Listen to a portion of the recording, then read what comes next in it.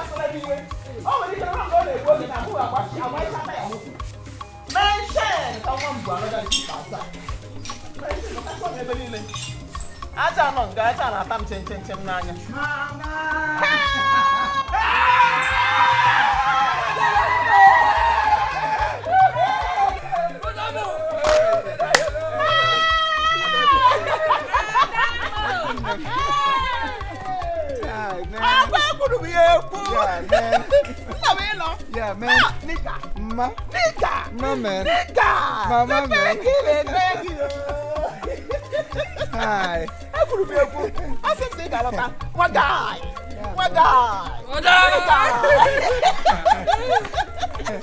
I didn't work it, man. You joking, Mama. About a weekend. Yes, mama. Oh, man. I'm elegant. Yeah. Pepe. Open but I shall not open.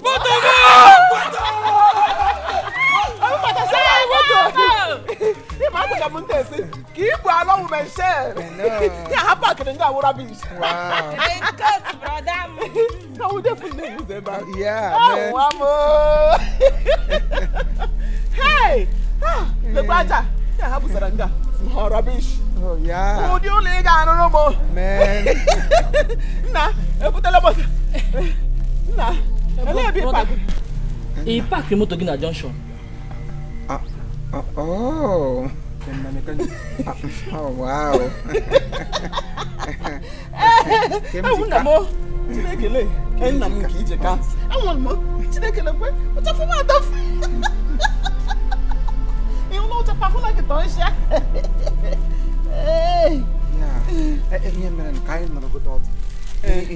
Okay.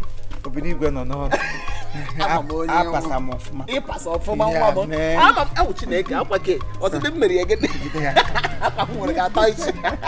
Yeah, man. I have to with the notes. Oh, yeah. I was gonna go Paraga. Bamga Robu, the Maga join and they buy a neighbor. Na meeting. Unable knows how. Oh, how on the meeting be at Toego. Baram ticket. Nyemo 42,000. Nime 42,000 naira. Nga kam shiri na-eri nne n'ụzọ. Because ebu m ụzọ daa na Togo. Sisi Togo. Gbazie moto chata. Ebute m Lagos from Lagos. Ego moto ni na nji. Here from n'aka here 4,500. Ekwukwele here. Ekwukwele n'ekwu. Ị chọrọ igwe m na ejuru up to 100,000 nke no. Mma. Ọzọkwa gịnị m jiri 100,000 na eluru m dịka big boy na. M ji 100,000 ihe m wa akụ na atakasị. 4-5 even 4-5 ahụ onye ọkada kwụrụ m n'aka ekwesịrị m inye ego mana onwedu change nsị aga ọchọtazie change ya pụta nchi n'ime 4-5 ahụ nye 250 o ji kwụrụ m shi ime afọ lọrute hey brand no level at all.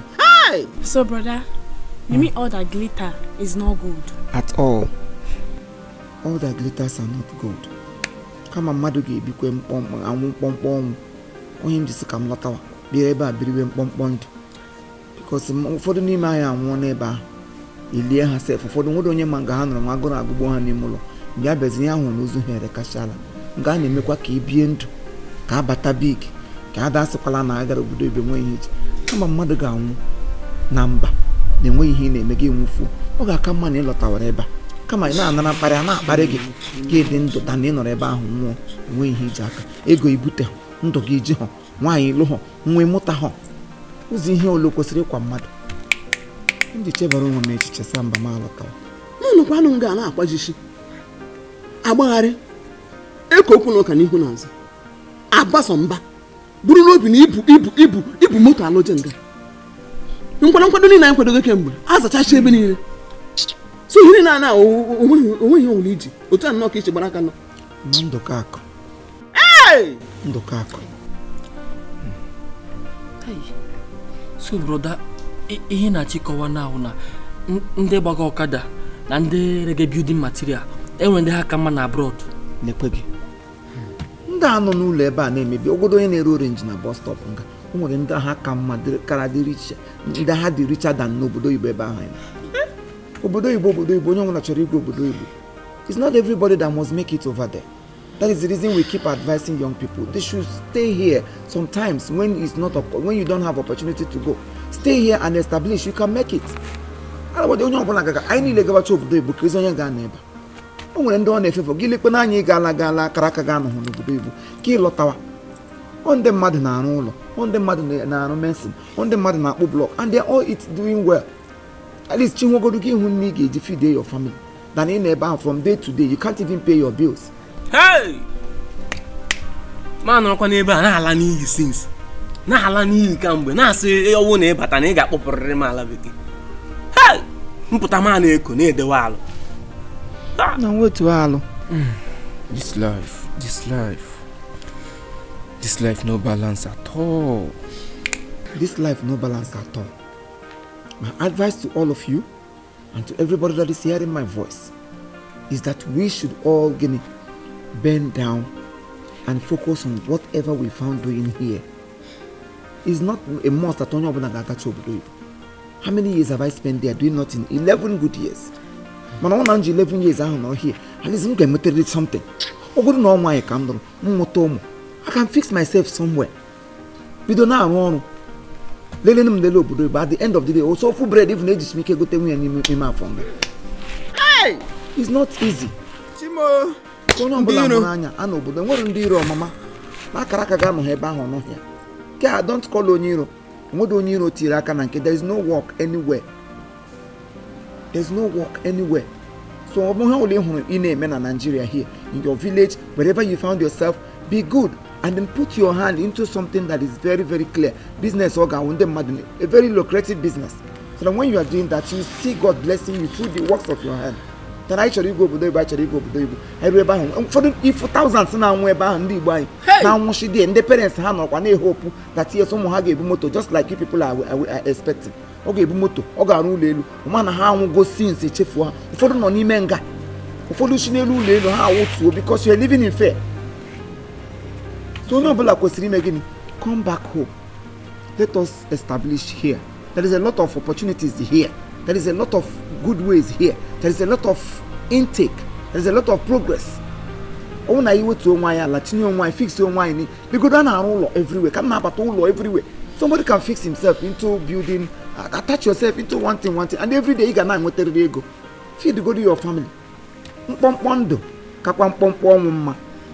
Kama m ga-ekote maka ihe ndị mmadụ ga-ekwu m nọrọ ebe ahụ na-anwụ ụta m batawara ebe ugbu a kama ka ihe na-eme ma akọmọnụ na mgbara aka lọta akọmọnụ na-enwe ihe m ji lọta at least chi hụ ndị mụnụ nne m ahụ m ma ahụ nne m echi nwa na gị hụ na nwa gị nọ hịa nwụọ at least gị lie gị ihu ala ili nwa gị is better. na-ekekwala ihe ọjọọ oge m ga-eli nwa m. So my people, oziọma ka anyị ji bịa. We came with a wonderful message. Anyị abịara ka anyị kwuo na ọ bụ na anyị kasị ekwu ma ka anyị mee na ọ bụ na anyị kasị eme. Come on, there is every need for everybody to do what? To understand this message and then digest it into your life. So many people have written off this place. Enwere ihe na-ekwutere ha n'ụwa and they put that they can do anything over here. Put your hand in there now. I got your Igbo. And when they go to school over 10 years, they refuse to do anything because they have it in mind that they want to travel abroad. Even when it's not working out, they are still doing nothing. Moving from one place to another. And God will leave Anna to do another draft. From big she wants to talk as if they draft to CHG. At the end, he will go back to the mother and eat. Sometimes they will begin to steal from their parents just to sustain themselves. Then they keep waiting. Some have sold every damn land hanging in trying. People are saying, how are you? You can as well make a U-turn today. Fix yourself somewhere. Because when nobody his own destiny. Some people went there and made it big. Some went there and died. Some went there and they got missing and wasn't know about them. And when so many travel out from this village for a very long time, more than 30, 40 years, we didn't hear about them again. Nothing, their family has forgotten about them. There are so many opportunities around here that we young men can also fix ourselves. Government must not give you work. If government refuses to give you work, then give yourself a work. Only get way to Mongala. Fix yourself in those small things. Also because I will bless you through the works of your hands. Through there, God can lift you. I started with nothing. I started like nobody. For more than 20 years. I didn't say because I wasn't making it big immediately. So let me go back and start sleeping. But I kept working until I get to where I am today. It's just for you to make a decision and then choose a path to follow.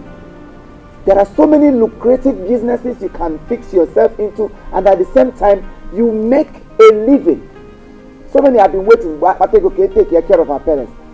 Papa, they didn't even take or drink a cup of water from you because you are waiting until you travel. But you would have fixed yourself somewhere. Please give them water for giving birth to you, for them to bless you before they join their ancestors.